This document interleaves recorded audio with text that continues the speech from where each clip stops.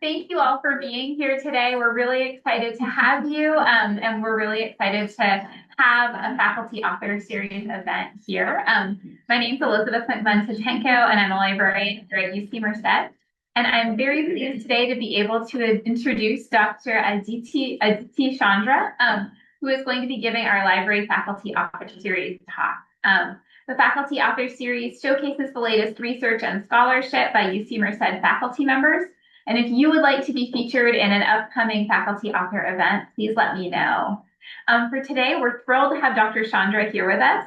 Dr. Chandra holds a PhD in Islamic art and architectural history with a focus on South Asia from the University of Minnesota, in addition to a master's in history from Delhi University and a master's in art history with a minor in modern South Asian literature from the University of Minnesota. Her work explores the disciplinary boundaries of art history while examining popular visualities and spatial experiences. And we're so happy to have her here with us today. I'll turn it over to you. Thank you so much. Good afternoon, everybody. I just want to thank Elizabeth so much for organizing this, and also for all the tech support here. It took half an hour to set this whole thing up, so I really appreciate all of the support. So today I'll be talking to you about my book that's called Unruly Monuments, Disrupting the State and Delhi's Islamic Architecture. The way that I'll do it is that I will be reading some bits that I've written down, but there'll be moments when I'll just speak about stuff that's on the screen, so it'll go back and forth in that type of format. So Unruly Monuments is an effort to write a history from below, in terms of the ways in which evidence is selected and the methods through which that evidence is analyzed. It uses a vast range of evidence from travel ephemera, landscape design, museums, and performative displays to refugee camps and cinema. Focusing on the mid-19th to the mid-20th century, approximately 1828 to 1963. It shows how discourses, physical transformations, and subaltern actors disrupting statist narratives shaped the monument and rendered it unruly or disorderly, even as the state attempted to order it. And by state here, I mean colonial British authorities and the post-colonial Indian government. But before I take you to the 19th century, let me give you 3 contemporary examples that highlight the relevance of this project for the world that we inhabit today. So the slide's not forwarding. Hold on, let me just do. Yeah, it's not. I thought it was forwarding. I know it was before. Let me see.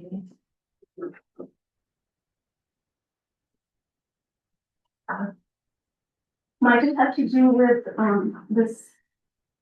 I don't know. Let's see. Oh, there it goes. Okay. What did you just this little arrow here? Okay, so then I have to go back. Oh, it's working now. Oh, okay, great. Okay, okay, for a moment there. Okay, so on the slide here, you're seeing the statue called the Statue of Unity, which was inaugurated on October 31st, 2018, by Narendra Modi, the Prime Minister of India, and this is 398-foot tall, colossal sculpture of Sardar Vallabhbhai Patel, who was a prominent leader of India's independence, struggle for independence. And it's called the Statue of Unity. It is meant to signal the strength of United Indian nation as a global power.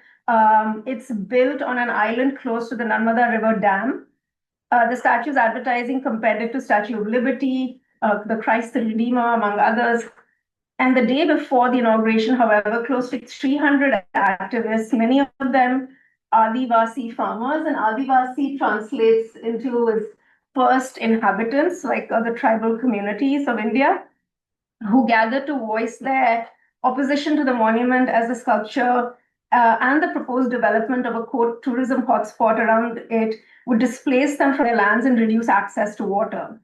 Their voices opposing a national symbol and their bodies claiming the space of a national monument to challenge the state's exclusionary policies highlight the tenuousness of the public monument as a signifier of an inclusive, united nation.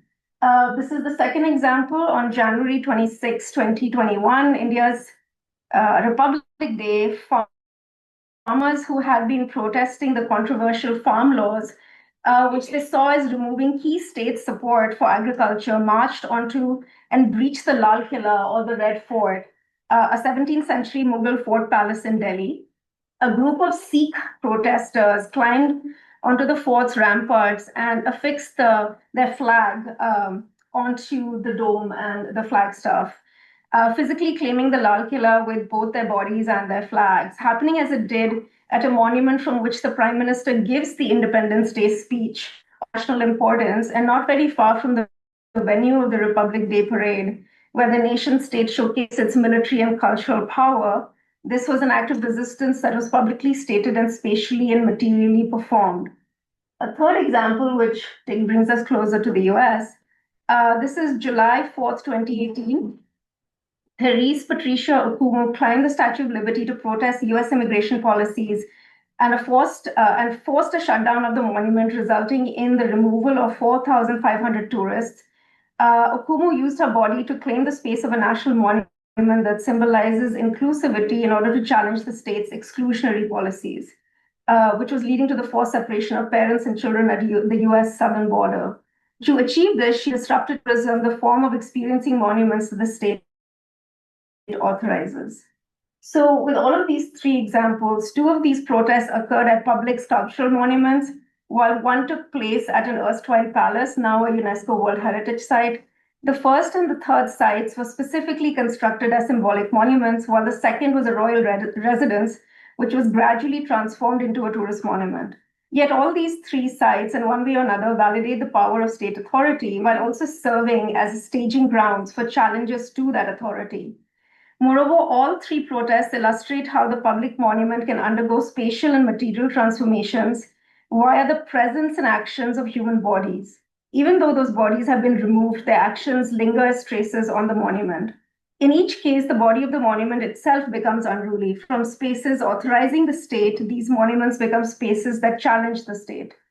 More specifically, all three sets of protesters stopped tourism at these sites and were speaking for their rights to land and water access, for the right to viable livelihoods, or simply to exist as legitimate citizens of a nation. And so here on this slide, you're seeing images that relate to the 5 chapters in the book. I'm just going to use this as a reference to talk about the broad outline or the broad argument in the book.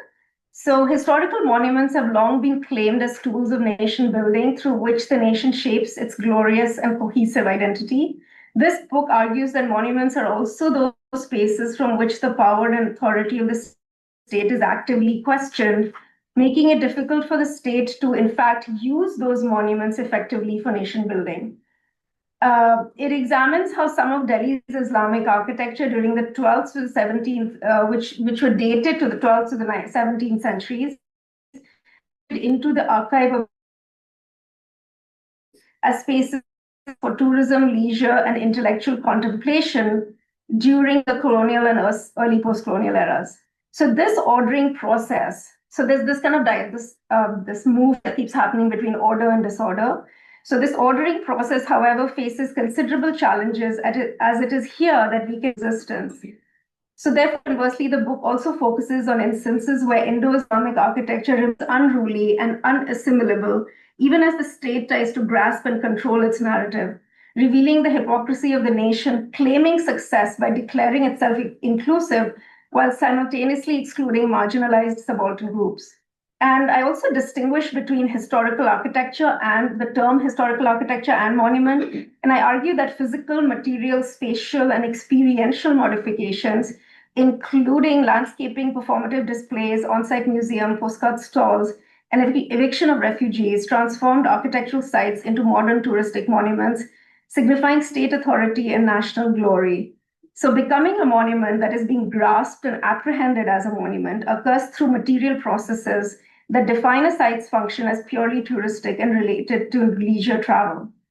On this slide, on the next one, I'm going to just show you like some of the literature that I have used as supporting literature.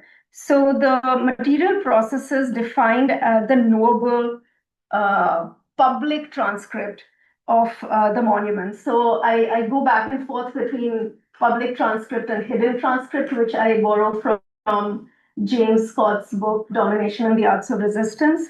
And so basically, these material processes define the knowable public transcript of the monument. And importantly, these public transcripts are not all constructive in the sense of adding to what is present. So this becoming that the state is kind of making the monument is also depends upon strategic erasures and excisions, the removal of architectural and earthen material, the absenting of non-tourist presences, the disappearance of representations, or the neglect of significant context in curatorial presentations. So this becoming or ordering occurs simultaneously with activities that resist, disrupt, and reveal the violence of state authority, contributing to what I call the unbecoming or the unruliness of monuments. Much like the Adivasis, farmers, and Okumu, non-elite actors transgress state authority by breaking rules within the monument precincts. They occupy sites as non-tourist subjects, object to land acquisition, and refuse to leave, thus unsettling the touristic traveler's experience. It is significant to note, however, that not all forms of protest described in the book are public and marked as, protest, like obvious protest. So that's where the hidden transcripts come in. So protest is akin to what Scott describes as hidden transcripts, that is subtle, quiet behaviors and modes of being enacted as resistance in the face of domination. These forces destabilize hegemonic narratives instead of providing a scaffolding for them, rendering architectural sites unruly as modern monuments and unassimilable to the modes of tourism that colonial and national authority demand. And so to illustrate these overlapping processes of becoming, unbecoming, becoming, ordering, and unbecoming unruliness, and public and hidden transcripts, I investigate how a wide range of figures and state institutions, such as archaeologists working for the Archaeological Survey of India or ASI, the colonial and the post-independence Delhi government, because this is about the city of Delhi, tourists, British viceroys, military engineers, monarchs, European women, farmers, refugees, mosque custodians, and other marginalized local inhabitants have either aided in the becoming of the modern monument or resisted its existence as ordered space. So now just a little bit about some literature, art history, literature about this topic. So there's a book by Margaret Olin and Robert Nelson. There's an edited volume called Monuments in Memory. And they define the monument, quote, as less by what it looks like than by what it does. But I agree that what a monument does is critical. However, I do not move away from the fact of what the monument looks like in order to explicate the functioning of monuments. Rather, I expand the definition of the monument's form. So by examining what a monument looks like through landscaping, performative displays, and all of these other things that I mentioned. So like the form is not just the built structure, the form is things around the structure, the actions that happen within the structure, the tourist encounters, and the presences inside, that's also form. So I study the form of the tourist encounter itself, for example, and the form of daily existence in a monument turned refugee camp. I examine the monument's form in postcards as well, which are analyzed in conjunction with the tourist's, experience at the site. And so broadly in general, art historical writing on the public monument has approached these historical sites from the perspective of style, function, and meaning as they relate to the original context of construction. There is some recent scholarship, however, that has shifted the attention to the afterlife of the monument. So like what happens to monuments after their original construction. So the later histories. Both these art historical approaches of studying public monuments are, of course, valuable. The first helps us to understand the immediate historical context, and the more recent approaches, which move away from traditional object studies. So they move away from object studies. They help us arrive at alternate non-elite histories of these monuments. But in this book, what I'm trying to do is that I'm trying not to move away from the object study, like the form is as important, if even if it's an expanded form. Um, so I go back to the physical object, to the form, but in an expanded sense, while I also bring attention to, like human actions and non-elite, kind of histories, non-elite and marginalized histories of this site. And just very quickly, just some historical context in terms of like who has authority over these sites in Delhi. So in 1828, when the narrative of this text starts, the custody of these historical sites lay with the Mughal dynasty, who they did actually do some preservation efforts at some of these sites, and they were supported by the British East India Company's military garrison engineers. So these East India Company military garrison engineers would support the Mughal dynasty in making some repairs. After the overthrow of the Mughals in 1858, the ASI was set up, and that is in 1861. And then the other important thing that happened was that Lord Curzon sets up the Ancient Monuments Preservation Act in 1904. So this is the state, and the state had also like Delhi government, Chief Commissioner's Office, Deputy Commissioner's Office, and the Delhi Improvement Trust. So these are the people that are kind of working on preserving the sites. So this is chapter one. It's called The Qutub Becomes a Monument, the Picturesque and Its Discontents.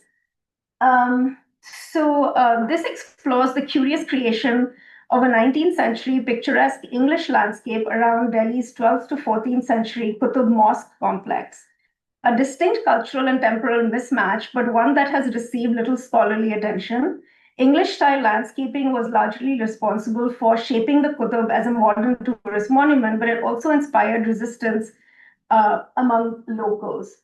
So I'll explain one of the landscaping efforts that happened early in the kind of early 1800s. You see the two paintings here. These are from a book which was commissioned by a person called Thomas Metcalfe, who was the English resident at the Mughal court. And you'll notice what he does is that he takes over a tomb, a 16th century tomb from the Mughal era, and he converts it into his house. And it's not within the Qutub complex, but it's like just adjacent to it. But you get a lot of views of the Qutub from this tomb that became a home. And then, he landscaped, you can see all the landscaping that happens around it. And then he also set up these follies, which were made in the 19th century, but they were made to look as if they were older, right? So they were like pseudo follies. And the idea was you could go up and walk on these spaces and have a view and soak in the view and so on and so forth. And then the other thing that happened was there was a military engineer called Robert Smith, and he's working in 1820s. What he does is he creates the first thing that he does is that this thing that you see on the ground was actually put on top of the minar. There used to be something up there, then it got broken. So Robert Smith tries to make another cupola, put it up there. And then later on in 1848, some other, like the viceroy is looking at this and says, oh, that looks really awful, doesn't really go with the rest of the thing. So they bring it down. And these mounds were actually created by Robert Smith. And these mounds were places where people could climb up and like just generally have tea and picnics and things like that. By people, I mean like the European elite. And so they put that cupola down there. So it just keeps shifting space in the landscape. And then today it's actually put at the corner of the lawn that was created in 1911. Here we have the lawns and like the history of the way those lawns were created. So I traced the creation of an intelligible enclosed zone around the Qutub starting 1828, created by acquiring surrounding lands, closing public access roads, planting grass and trees, building guest houses, and creating circular approach roads like those of English manor houses, which made it into a space that elite European visitors could grasp as a modern monument suitable for touristic leisure and contemplation. I contextualized this transformation within the historical development of the picturesque, an aesthetic concept in 18th century Britain, a design idea with exclusionary and economically exploitative roots. The green picturesque landscape environments were integral to the way in which colonial and state actors created the Qutub complex anew, but the creation of such aesthetic pleasure depended on the erasure of already marginalized figures.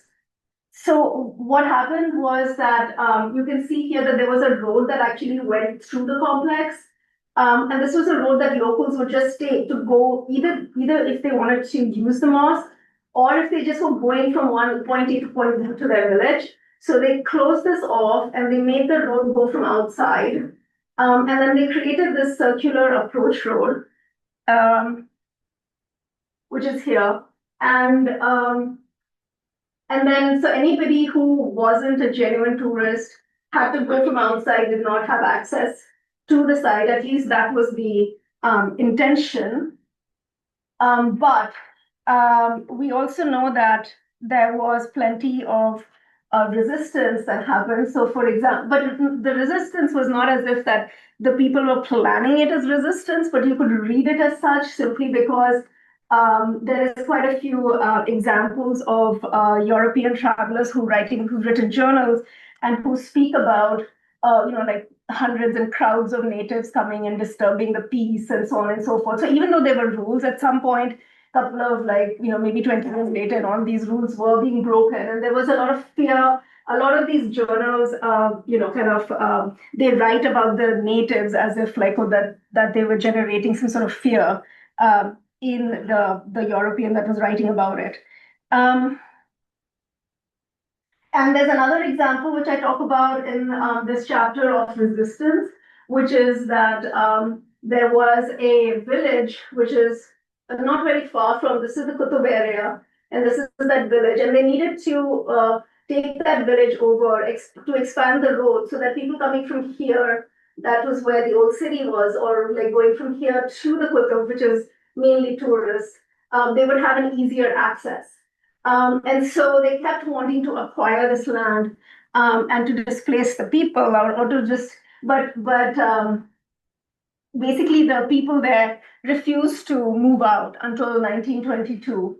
And so it was not as if that these villagers were like vocally protesting about, hey, don't do the Qutub improvement works, but the point of the matter is that they didn't want to give up their lands.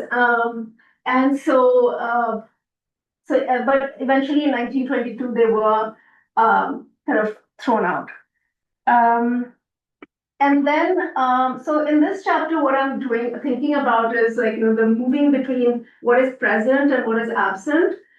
So for example, as I thought about this material, I was kind of thinking about how there's a hyper presence of a picturesque landscaped environment, right? And yet this is absent both in tourist literature or even in scholarship about this site.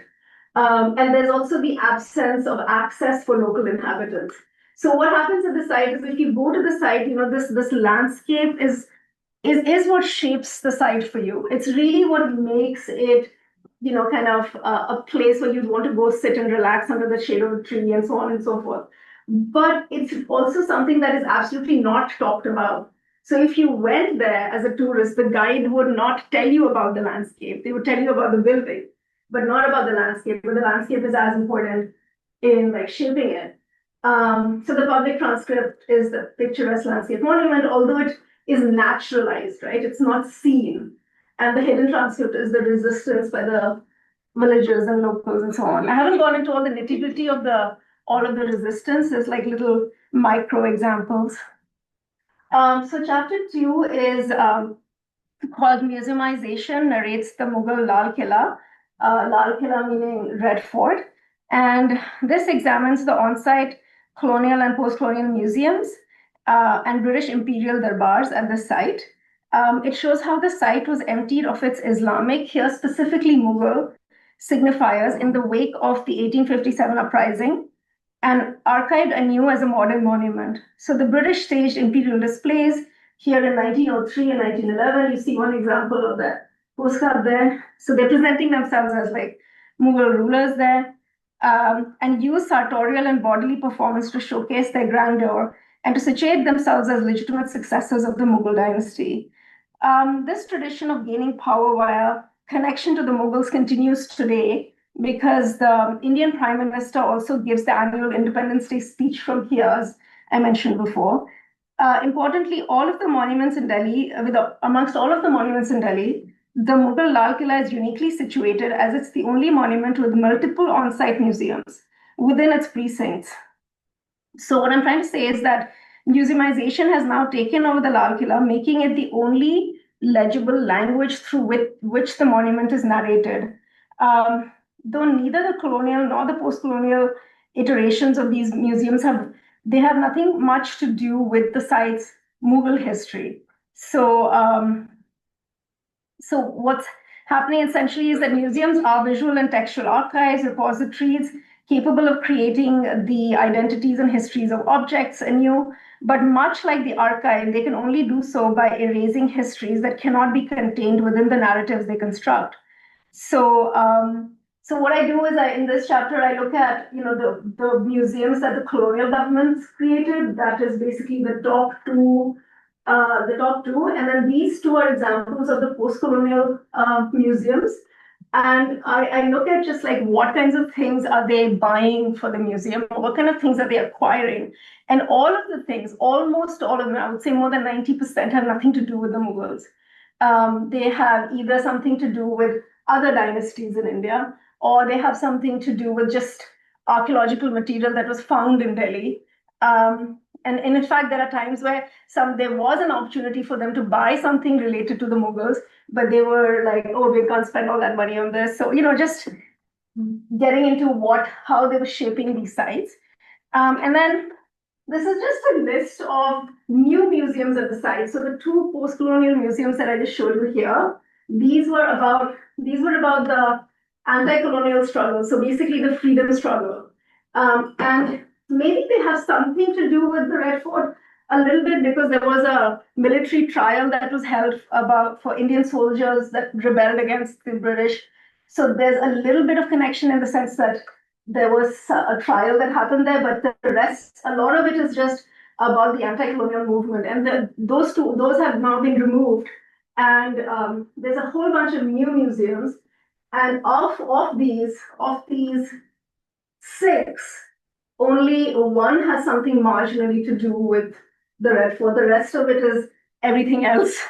It has nothing to do with the site. So what I'm trying to say is that this is an act of emptying the site, right? So what happens is that the presence of museums and museological practices, absence of the Mughal past, and there is an emptying is an act of destruction, as its refilling is an act of preservation, right? So you're emptying out the Mughal histories, but you're refilling it with something else. You're seemingly preserving the site, but they are contradictory impulses. But when you examine them through the lens of how iconoclasm works, and then I'm not really getting into that here, but we could talk about it later, is that they are found to be surprisingly intertwined. So destruction necessarily creates something new in its place, a new idea, a new image, or a structure, and even emptiness is something new. Conversely, attempts at preservation of a building or a system of knowledge inevitably destroys something as part of that process. So the Lal Kila's museums preserved the fort for tourists, but this also led to the gradual removal of Mughal objects, narratives, and history from its spaces. Thus, the Lal Kila has been publicly narrated through either the absence or the selective appropriation of Mughal grandeur. And while the first chapter was emphasizing hidden transcripts and non-elite actors who disrupt the model monument, this chapter covers more public transcripts or the public expression of power by the dominant. But I also essentially trying to say that that there is a certain that the state is unable to really narrate the Red Fort talk about it because it's removing the essential thing about it, which is its Mughal history. So this is chapter 3, in which I talk about postcards. It's called the Traveler's Archive: Postcards as Partial Souvenirs. So this juxtaposes idyllic postcard images of monuments with the lived experiences of tourists at those sites. So, so the same era that saw the rapid rise and dissemination of the picture postcard, which is 1890 to 1920, was also happened to be the heyday of colonial empires. Postcards helped bring die-hard antiquarians, eager tourists, and avid aficionados of picturesque landscapes from Britain to India, travelers who may have well experienced colonialism as nothing more than a great travel adventure. But what they discovered at the tourist monuments did not always align with the expectations of beauty and leisure that postcard imagery worked to establish. So in this, what I do is I juxtapose this kind of serene, idyllic imagery where humans are really, really tiny, where there is like as if there's all kind of open space, the space is available to you with experiences. So I just have an image of a letter. This was a very long letter that a particular Colonel Osborne writes to the Jama Masjid people. This is the Jama Masjid, 17th century. And he says, how he describes this like encounter that happened, a terrible encounter where, he complains about the khadims or the people taking care of the site and how he was, forced to wear shoes and shoe coverings. And he absolutely did not, need to do that, and so on and so forth. So there's this whole back and forth that happens with him. So this is just one example of other kind of anxiety-ridden, antagonistic encounters that happen. So I cull these experiences from letters of complaint to authorities written by both tourists and local residents. And this comparison allows for the contextualization of postcards within an experiential domain instead of just as dislocated images. So the souvenir, it has been argued by Susan Stewart, is at best partial, and while traditionally thought to authenticate the experience of the viewer, it can never fully recall the visit, instead merely serving as a trigger for memory. So I maintain that postcards do not simply help to remember, but also help to forget, particularly those troubling encounters that are often omitted from travel ephemera. So traveling itself then is a form of archive making characterized by both remembering and forgetting. And the unruliness of monuments, when viewed through the lens of the traveler's archive, emerges from the forgetfulness of the postcard and the failure of the tourist monument to effectively function as a comfortable space of leisure. So I'll give you some more examples. So this was the letter of complaint from Colonel Osborne, whereas there was clearly a notice saying that, you need to put shoe coverings on and so on. But he says he received bad treatment because he refused to take off his shoes. And then these are just examples. So this is the kind of site that he would be expecting, right? So opposing this with this, like the discomfort of this is the ease of this site. And then there's a couple more examples, like there's a letter here written by someone who's sending their card back to England, where you clearly also know that they put shoes over us before we could go in. So we know that this was something that has to happen. And then this is another example of disjuncture. This is a postcard where somebody's writing to their mother, and they have said, I have been today and seen the place where the bomb was thrown at the Viceroy. So there was a bomb, there was an incident, right? And the street, although one of the finest in Delhi, is more like anything else. So and this is written behind this idyllic, beautiful picture. So I talk about how there is this experience which is expected, and then there is also the uncomfortable stuff that they either write about or experience, the more like a slum that you don't see in this picture, at least in the person's eye. And then I also compare. So this is an actual tourist photo, and this is a postcard. So I'm trying to say that it's not as if that these pictures were without people completely, but when in postcards, if they are with people, they're very kind of organized in prayer. So this is the picture of a Friday prayer. And this one you can see that because it was a candid tourist photo, you can see that obviously it's not ordered in that way. So here the presence in the public transcript is the idyllic scenes of architecture on postcards, and the absence is the discomforting lived experiences of tourists at the sites. This is chapter 4. So chapter 4, right. So in this, this is the post-colonial. So this goes into post-independence. So this is the moment of partition of India and Pakistan. And this chapter is called The Unexchangeable Monument, Delhi's Purana Killa as Partition Refugee Camp. And in this one, I trace the transformation of tourist monuments into refugee camps. And before I kind of tell you about this, I also need to tell you that this is the site, this is the Purana Killa, 16th century. And so today you can see that it has, the fort, the boundary wall, immense gateways.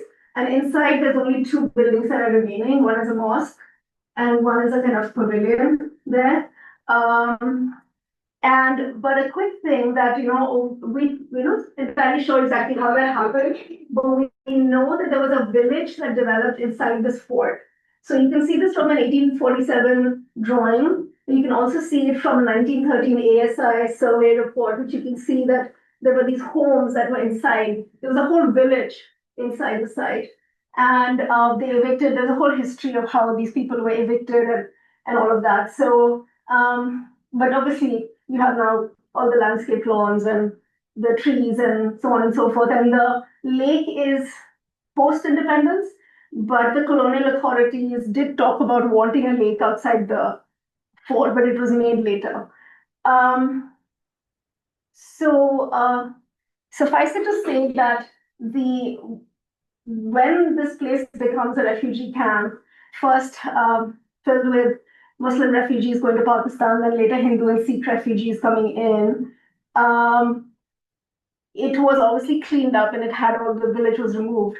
But the kinds of discussions that the independent Delhi government has is not very different from the kind of discussions that the colonial authorities were having, which is what I found. So the partition leads to the mass exodus of people on both sides.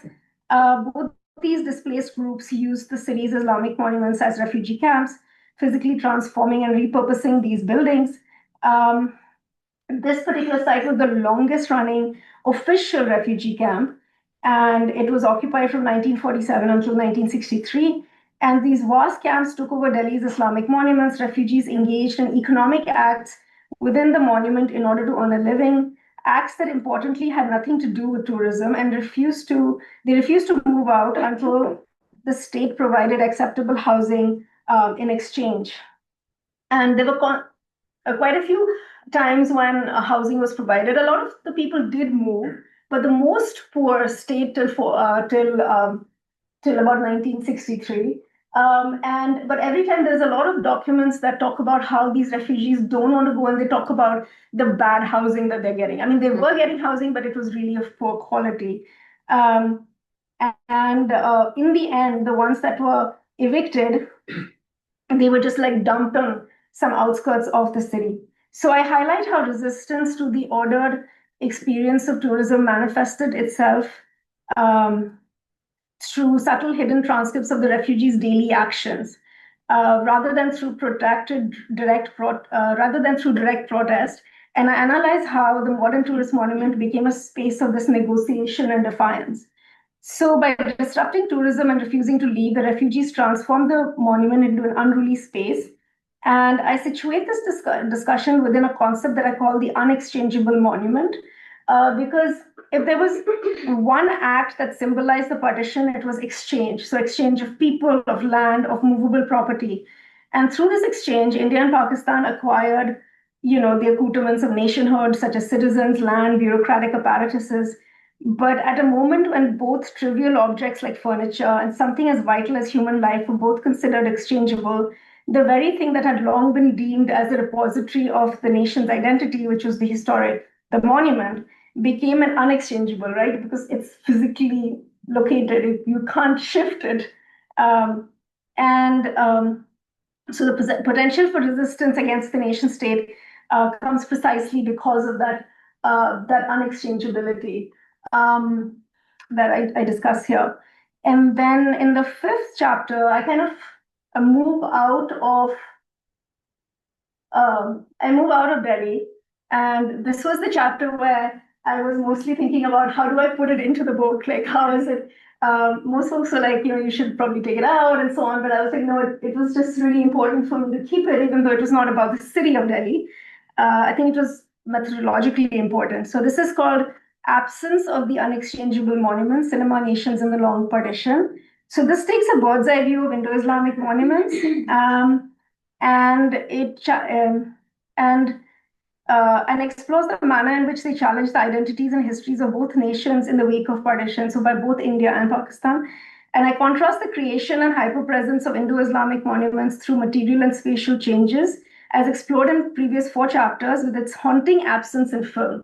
So here it's like, if there was presence, here suddenly it's absent, and I'm just trying to understand, I wanted to understand what is happening.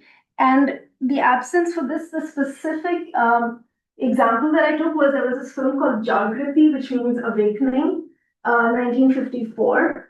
And there was uh, a copy, I won't call it a copy because there were a lot of elements that were changed in it, but the broad narrative was similar, called Bedari, which is also awakening in 1957, which was made in Pakistan.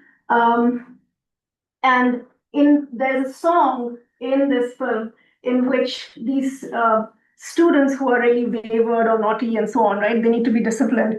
So the teacher takes them on this trip. You can see through the train. Takes them on a trip through like different historical monuments. And the idea is you learn about the history of your country and then you become good citizens. So going to monuments is the way to become good citizens. And so, but if you listen to the song, there's absolutely there's one thing missing in both songs, whether it's from India or Pakistan. It's the Indo-Islamic monument that is missing. So they go to all kind of different sites, but not a site that they share together. And so, revealingly, both films visually or orally absent the Indo-Islamic monument, thereby also absenting India and Pakistan's shared Islamic history. This absence invites us to question the nation state's homogenizing efforts, wherein certain identities, histories, and narratives are erased in the name of creating this glorious past. However, filmic absence can also be read as a form of resistance, as a way to avoid the monument's reductive categorization as either Indian or Pakistani. By refusing to participate in the partition's process of exchange or accept new national labels, the monument remained unassimilable to the narratives of nation building, revealing gaps in the supposedly inclusive archive that both nations were creating as they came into existence.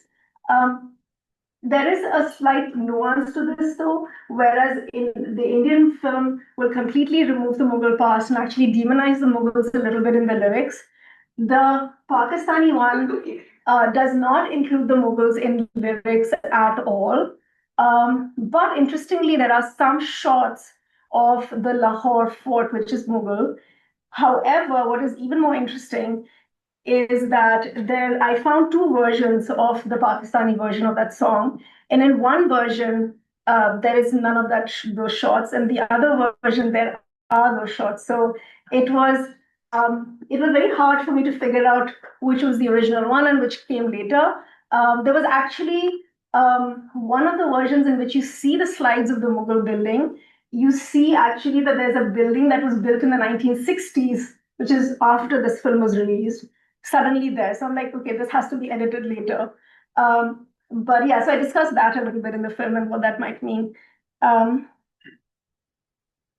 So yeah, here I'm talking about like absence is resistance, in the sense of like, but this resistance is kind of hard to place, because it was this idea of the even though that they're absenting them, it's like if you see that absence, it shows us that they can't really be this inclusive nation because they're trying to absent. So I'll just end by talking a little bit about the current context, where India's current relationship with its Indo-Islamic architecture remains fraught. Hindu right organizations have at times appreciated the aesthetics of Mughal and Sultanate monuments and have even claimed them by marking almost all sites popular on the tourist circuit as originally Hindu. So there's all this like discussion. They want to get rid of them, but they also want to claim them. Um, Yet they frequently disown these sites as well, saying that they were constructed by foreign invaders and traitors. They're not Indian, they have no value. In contemporary claims to these sites, I locate persistent remembering and hyperpresence. In acts of disowning them, I read a desire to forget and absent.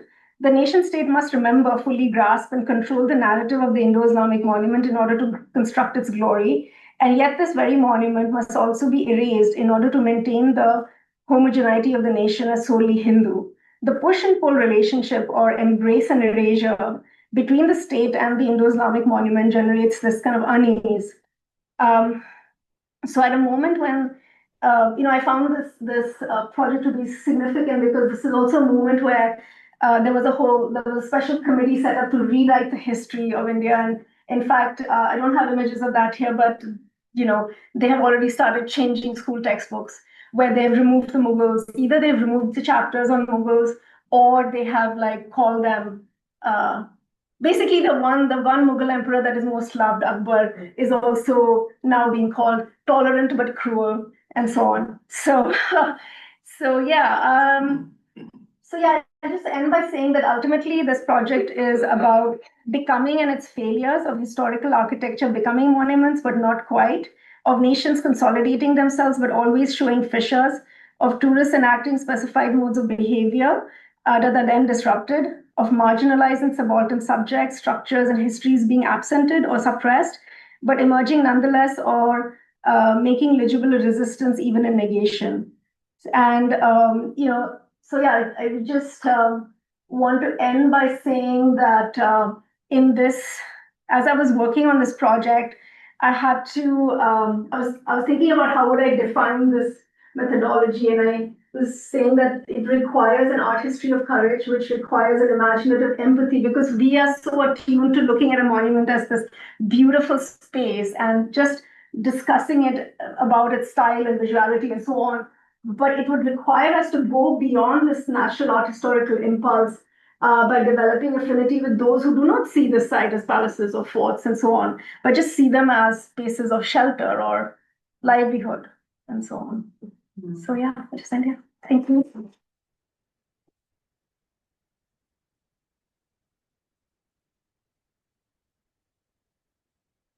We have some time for questions. Yeah. Oh, thank you for the great talk. It's been really great to see this project develop over the years, and I also really like how Chapter 5 fits in. That's good for you for fighting figures on that. Yeah. I keep thinking about Carolyn Hamilton and sort of the that this idea that so you're talking about resistance, where you're talking about the sort of power of the state and then the resistance from below, kind of in the present of when that's happening. But there's this other thing which is the resistance of history, right?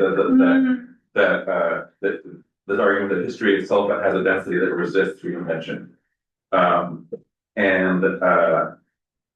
So, for example, if you look at the Red Fort, you can erase all that history if you want, but it's still clearly Islamic architecture, right? There's something there that's resistance happening on that at the historical level as well. So I'm also thinking about the distinction between a monument that has been created out of a historical piece of historical architecture versus something that is created as a monument. So the Washington Monument versus that's those are different things. Right. So I'm just wondering how, if any of that, how you think about that kind of historical density of the place, particularly because it's a material thing that you don't want to change, affects the sort of the dynamic of resistance and power. Yeah. So all the examples that I have in the book are of the category that were not necessarily made as monument, but they were made as something else. However, the contemporary examples are the other kind. So, but say that again. What is that resistance of history? So I don't know if you know, Carolyn Hamilton has this book. I think it's called Terrific Majesty on the power of the Prophet Zulu and influence of historical invention. Okay. Basically, we're working against the idea that when we do historical work, we're always sort of serving the present. So that actually, and she uses these images of Chaka Zulu as this like people keep trying to reinvent who Trapezoidal is, but he won't let it happen. Oh, Right. right. Okay. Okay. The past itself resists. Right. And Right. it seems like this is an example where, because Yeah. it's literal sort of things that are material in place that you need to, that can't change. Yeah. That seems like a play for that. Yeah. So Yeah. And I think, that yeah, I think it's most obvious in the Red Fort because of the red sandstone, which becomes so associated with the Mughals, which is probably also why it's the only example which has had so much change on the inside. I forgot to mention that actually because it was also the residence of the Mughal emperor, so it became like even for the British I mean, there's a lot written about this, that they destroyed the entire inside of it. But I think what you're trying to say is that I think this also relates back to the last chapter where I'm trying to say that there is some agency of that building itself, right? Because as I was writing it, I kept thinking, how can this agency be in this like thing that's not like alive, right? Because there are not even people in that chapter 5, right? But I think if I think through the ways you're talking about, is that there is that power in the thing itself, and the lens with which you look at that thing. So if for example, you don't look at the absence, then you miss it completely. But if you look at the absence, then you can even just say, oh, they're absent, so they're marginalized. But if you place it in the context of partition, then you can get into this idea of the history of that time.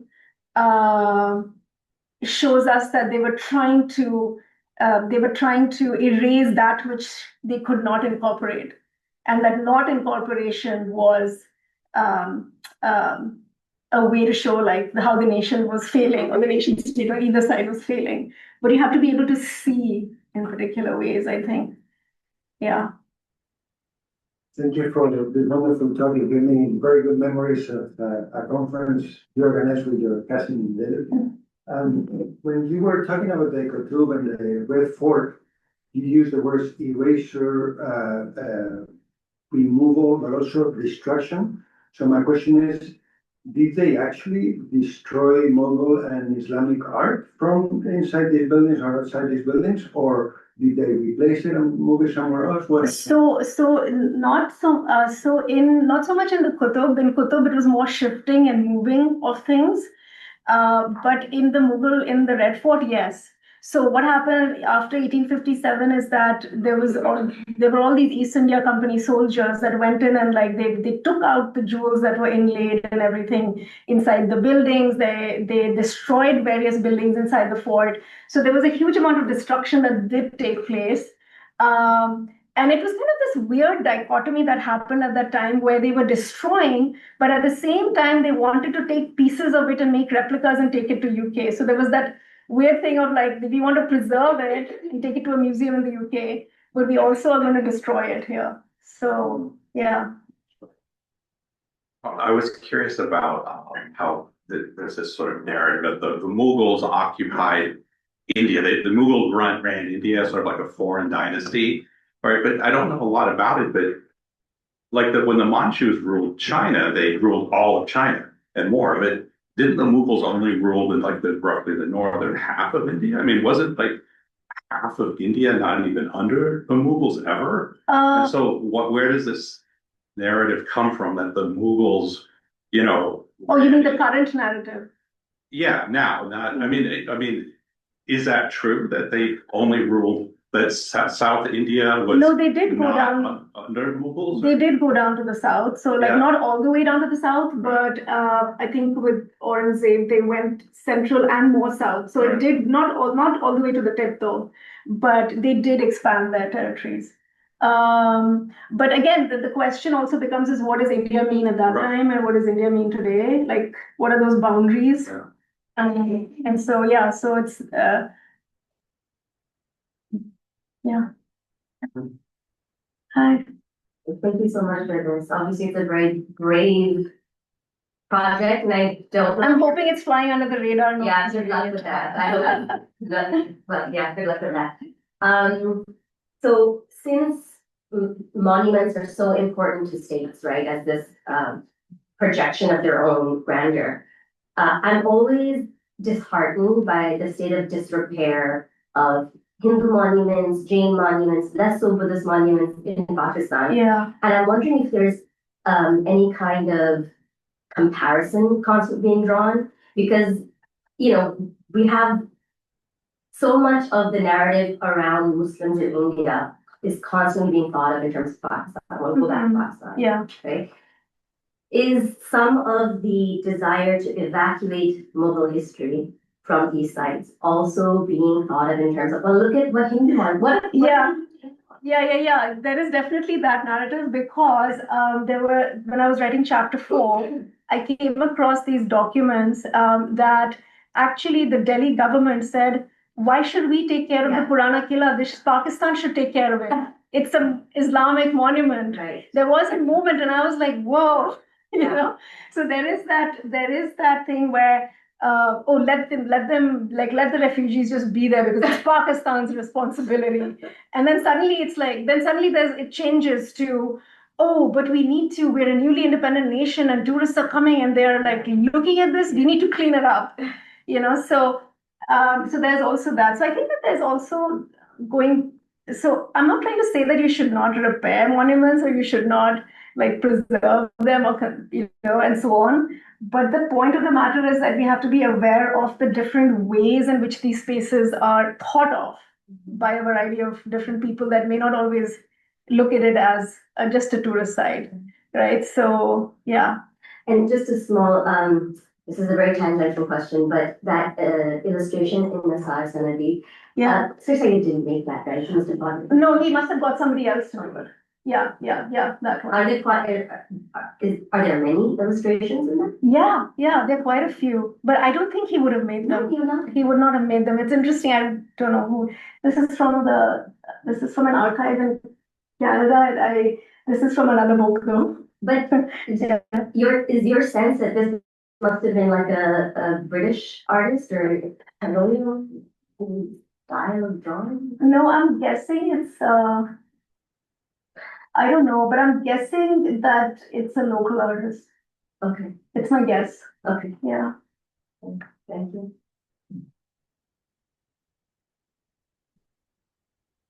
So we are about at time. I do want to do the raffle too. I know that's really exciting. Hopefully everybody has their raffle ticket. Everybody got a raffle ticket. You did not? Okay. Yeah.